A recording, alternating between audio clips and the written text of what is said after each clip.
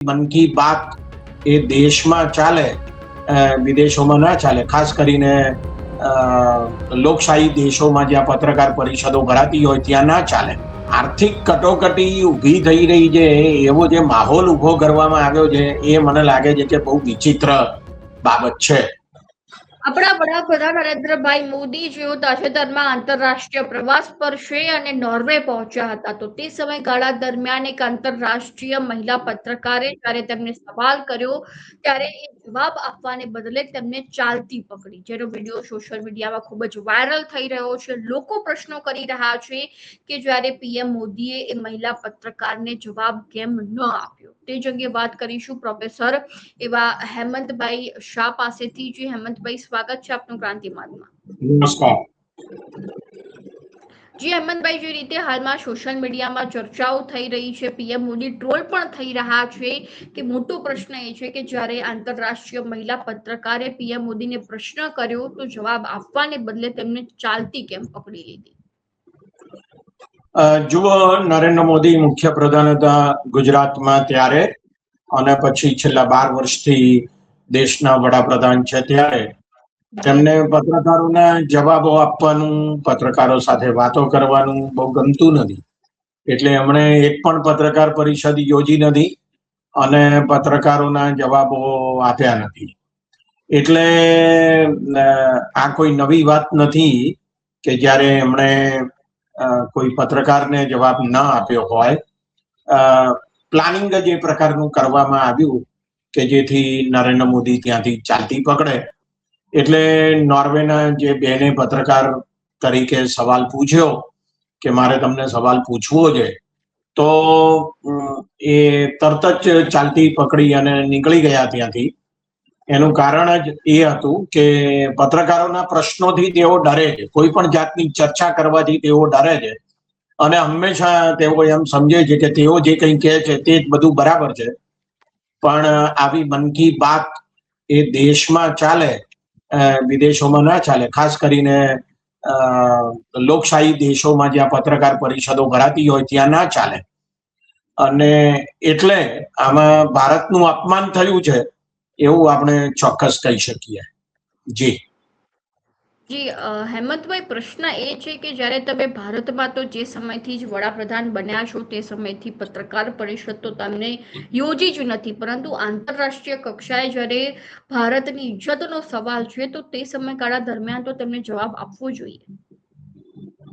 હા, તમારી વાત બિલકુલ સાચી છે. પત્રકારો જે કોઈ સવાલો પૂછે એનો જવાબ એમણે આપવો જોઈએ, પણ એ પ્રકારના માણસ જ નથી. એ રાજાશાહી સ્ટાઇલથી જીવે છે.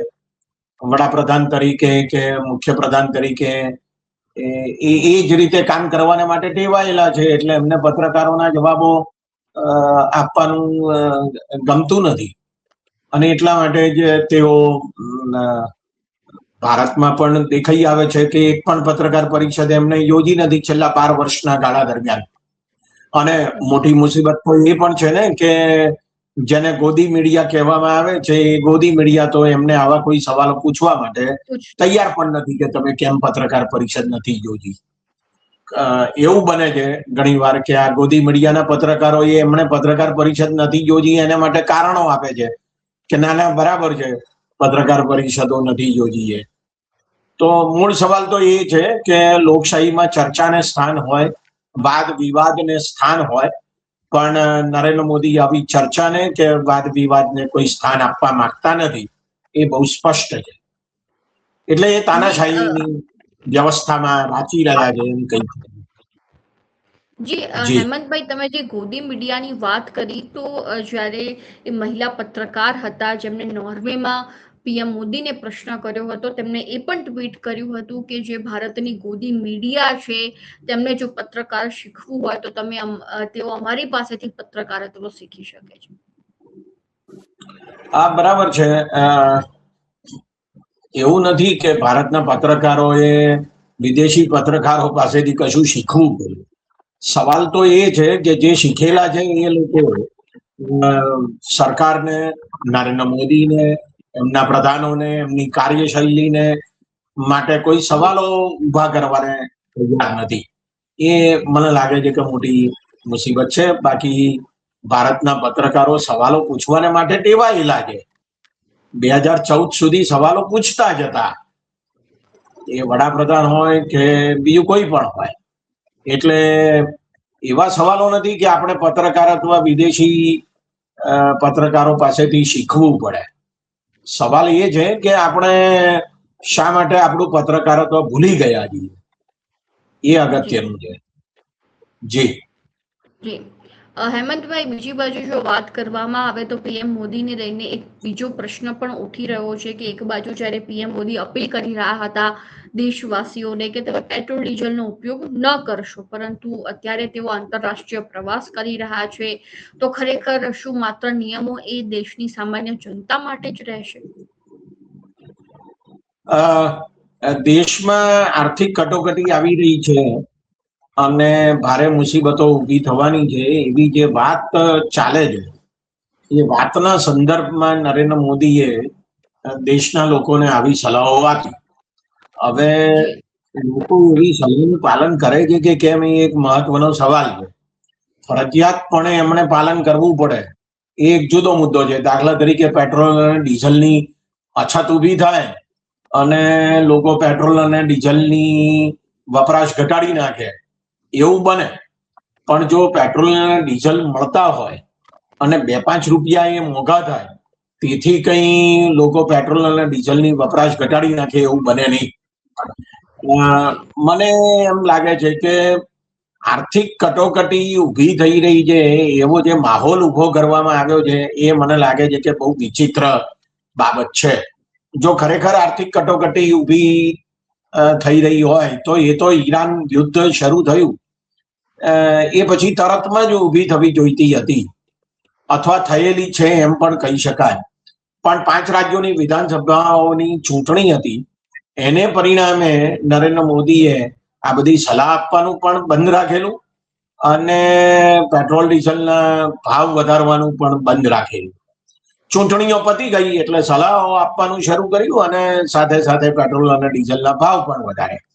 એટલે કટોકટી આર્થિક હતી કે રાજકીય છે, એવો સવાલ પણ આપણે માટે ઉભો થાય છે. એટલે હું એમ સમજુ છું કે નરેન્દ્ર મોદીએ આ જે સલાહો આપી છે તે બધી સુફિયાણી સલાહોનો કોઈ ઝાઝો અમલ થાય એવી કોઈ શક્યતા દેખાતી નથી. દાખલા તરીકે એમણે એમ કીધું કે વિદેશ પ્રવાસ ન કરો, દેશની અંદર જ ફરો કે જેથી આપણા ડોલર બચે. બહુ સારી વાત છે, પણ આવું કહ્યા પછી એ પોતે જ 4 દેશોના પ્રવાસે જતા રહ્યા તરત જ. તો એમની સલાહ માને કોણ? આ એટલે ખરેખર તો શું કહેવાય કે એમણે પોતે જ એમની પોતાની સલાહનો અમલ કરવો જોઈએ, અમલ કરીને દાખલો બેસાડવો જોઈએ કે જેથી લોકોમાં એની છાપ ઊભી થાય.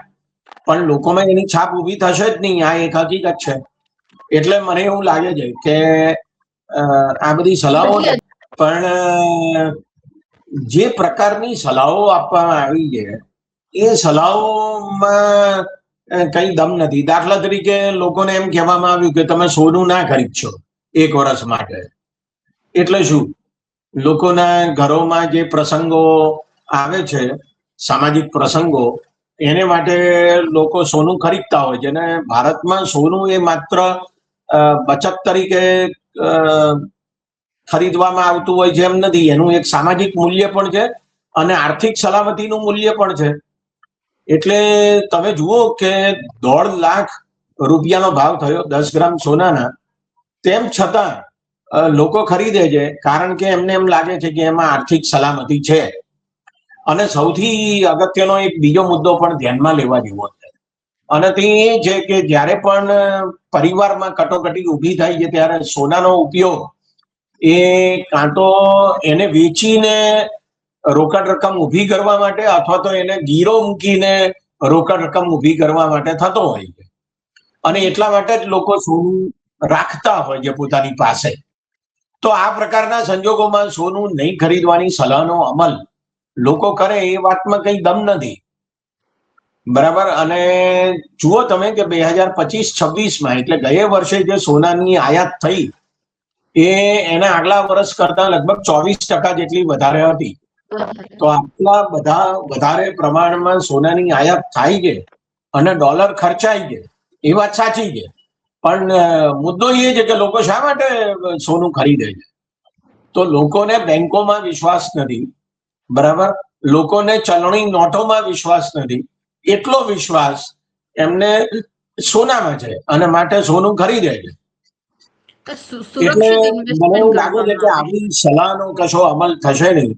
એકંદરે જો આપણે જોઈશું આવતે વર્ષે આંકડો આવશે તો આપણને ખબર પડશે કે ખરેખર સોનાની આયાત ઘટી કે કેમ. હા, એક મુદ્દો પણ ધ્યાનમાં લેવા જેવો છે. દાખલા તરીકે સરકારે જે સોનાની આયાત ઉપર ડ્યુટી નાખવામાં આવતી હતી, કસ્ટમ ડ્યુટી, એમાં વધારો કર્યો છે. એ 6% થી વધારીને 15% જેટલી કરી છે. આ ઘણો મોટો વધારો છે, એમાં કોઈ શંકાનું સ્થાન નથી. પણ સવાલ ઉભો એ થાય છે કે આવી ડ્યુટી વધારવાથી સોનાની આયાત ઘટી જશે એવી જે સરકારની અપેક્ષા છે એ ખોટી છે. મોટે ભાગે એવું નહીં થાય. એનું કારણ એ છે કે 1.5 લાખ રૂપિયે 10 ગ્રામ સોનું ખરીદવા માટે જેની પાસે પૈસા છે એ પરિવાર પાસે 1,60,000 રૂપિયા હોય, 10,000 વધારે ખર્ચવા પડતા હોય તો એ ખર્ચે, એમાં કોઈ શંકા નથી. એટલે વધેલી કસ્ટમ ડ્યુટીથી સોનાની આયાત ઘટી જશે કે ચાંદીની આયાત ઘટી જશે, આવું બધું માનવું એ મને લાગે છે કે સરકારની મૂર્ખામી છે. અને મોટે ભાગે એ આંકડા આપણને આવતે વર્ષે મળશે એટલે તરત ખબર પડી જશે. જી હેમંતભાઈ, બીજો પ્રશ્ન એ પણ છે કે જો તેઓ મોંઘવારીની વાત કરી રહ્યા છે તો જ્યારે પેટ્રોલ ડીઝલ ઉપર વેટ ઘટાડવાની વાત આવી તો તેઓ ભાવ વધારી રહ્યા છે કે સામાન્ય જનતા જે છે તે વધારાનો ભાવ આપીને પેટ્રોલ ડીઝલ ખરીદે તો ખરેખર એ વેટમાં પણ પ્રમાણ ઓછું થવું જોઈએ. જેમાં 93 રૂપિયા લીટર જો પેટ્રોલ કે ડીઝલ મળી રહ્યું છે તો તેમાં 17 રૂપિયા તો સરકારની તિજોરીમાં જઈ રહ્યા છે, તો એ સરકારે શું ઘટાડવું? જુઓ તમે, જ્યાં સુધી પેટ્રોલ અને ડીઝલને લાગે વળગે છે ત્યાં સુધી 2014 પહેલા પેટ્રોલ અને ડીઝલ જેમાંથી મળે છે તે ક્રૂડ ઓઇલના જે આંતરરાષ્ટ્રીય ભાવ હતા બજારમાં, એના જેટલા ભાવ 2014 થી અત્યાર સુધી કોઈ દાડો થયા નથી.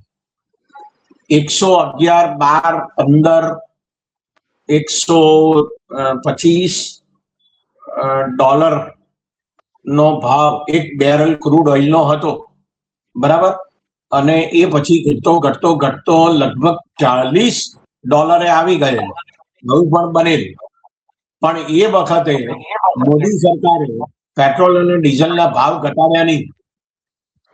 આંકડાઓ એવું કહે છે રિઝર્વ બેંકના કે 2014 થી 2024 સુધીમાં 10 વર્ષમાં લગભગ 16 લાખ કરોડ રૂપિયાની તેલની આયાતમાં બચત થઈ છે. ક્રૂડ ઓઇલની આયાતમાં એટલી બચત થઈ, પણ તેમ છતાં ભાવ ઘટાડીને મોદી સરકારે એનો લાભ ભારતના ગ્રાહકોને આપ્યો નહોતો. હવે અત્યારે એ ભાવ છે કે જે ભાવ પહેલા પણ હતા 10 વર્ષ પહેલા કે 12 વર્ષ પહેલા, તો એમાં કટોકટી કઈ ઊભી થઈ ગઈ? કોઈ કટોકટી ઊભી થઈ જ નથી. અને ઈરાનના યુદ્ધને નામે અત્યારે પેટ્રોલ અને ડીઝલના ભાવ વધારવામાં આવી રહ્યા છે અને એમ કહેવામાં આવી રહ્યું છે કે તમે વધારે ભાવ આપો કારણ કે તમારે દેશભક્તિ કરવાની છે, તમારે આનો વિરોધ નહીં કરવાનો.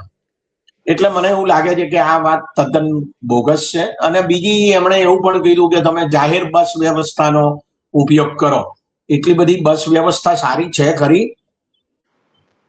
તમારે આટલા તાપમાં જો 15-20 મિનિટ સુધી બસ સ્ટેન્ડ ઉપર તડકામાં ઉભા રહેવું પડતું હોય અને બસ એ પછી આવતી હોય ને એમાં લટકતા જવું પડતું હોય, તો એના કરતા વધારે સારું બાઇક કે સ્કૂટર કે કાર વાપરવું છે, એ એક હકીકત છે. તો કયા લોકો વાપરશે? જાહેર બસ વ્યવસ્થા સારી હોય, એસી બસ વ્યવસ્થાઓ હોય, અને બીજું કે એ ખૂબ જ ઝડપથી મળતી હોય, એટલે એના રૂટ વધારે હોય, તો જ લોકો જાહેર બસ વ્યવસ્થા પસંદ કરે પોતાનું અંગત વાહન વાપરવાને બદલે. એટલે ખાલી બોલી નાખવાથી વ્યવસ્થા પણ ઊભી નથી થતી અને વિકલ્પ પણ ઊભો થતો નથી. એટલે જાહેર બસ વ્યવસ્થા એ સારો વિકલ્પ છે પેટ્રોલ અને ડીઝલ અંગત રીતે વાપરવાને બદલે, પણ એ એટલી સસ્તી પણ કરવી જોઈએ, સારી પણ કરવી જોઈએ, ઝડપી કરવી જોઈએ અને સાથે સાથે વધારે રૂટ વાળી કરવી જોઈએ. તો જ મને લાગે છે કે આવી જાહેર બસ વ્યવસ્થાનો વિકલ્પ લોકો પસંદ કરે, નહીં તો ના કરે, પોતાના સ્કૂટર અને બાઇક જ વધારે વાપરે. એટલે તમે જુઓ ને, અમદાવાદથી ગાંધીનગરની જે મેટ્રો છે એના પ્લેટફોર્મ 6 ડબ્બાના છે, પણ ટ્રેન 3 ડબ્બાની દોડે છે. એનો અર્થ એ થયો ને કે અમદાવાદની મેટ્રો નિષ્ફળ ગઈ છે. તમને 6 ડબ્બા જેટલા પેસેન્જર મળતા નથી મેટ્રોમાં, એનો અર્થ થાય. તો એવી કેવી મેટ્રો ચલાવો છો તમે, કે અથવા એવા કેવા રૂટ તમે નક્કી કર્યા છે કે જેને પરિણામે મેટ્રો આટલી નિષ્ફળ ગઈ છે? બરાબર. આખા દેશમાં તમે મને કોઈ પણ મેટ્રો બતાવો કે જ્યાં 6 ડબ્બાનું પ્લેટફોર્મ હોય અને 3 ડબ્બાની મેટ્રો ચાલતી હોય, સિવાય કે અમદાવાદ ગાંધીનગર. જી જી હેમંતભાઈ, ધન્યવાદ આપનું માહિતી આપવા બદલ.